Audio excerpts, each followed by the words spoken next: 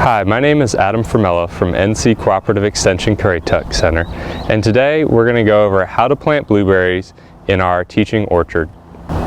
There are a few important things to consider before planting blueberries. The first is site selection. Blueberries like full sun, so plant them in an area where they can get as much sun as possible. They also like well-drained soils, so make sure that you put them in a spot that doesn't pool with water. Once you've chosen an area that gets plenty of sunlight and is well drained, you'll need to dig a hole that's twice the size as the blueberry plant and twice as deep. This allows the blueberry plant to have plenty of room to grow.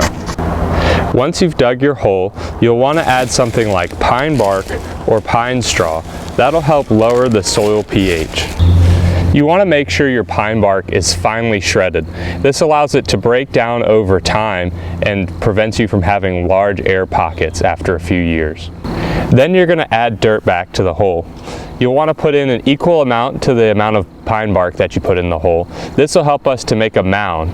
Now the reason we're making a mound is to help the soil drain properly because blueberries don't like to have wet roots. Once we've mixed the soil, we're ready to plant the blueberry. You'll want to make sure you loosen the sides of the container before you pull it out. Then you want to break up the roots. This allows them to grow into the hole that you've dug and filled with pine bark and soil. Now you place it in the hole. When you finish mounding the blueberry, it should look something like this. A slight mound, slightly elevated above the ground. This allows water to run off so you don't have that pool around its roots. Now that we're finished, there's two last things to do. You want to make sure that you water your new plant. You want to do this a few times a week unless there's rain, and you'll want to mulch. I like to use pine straw because it again helps to lower the soil pH.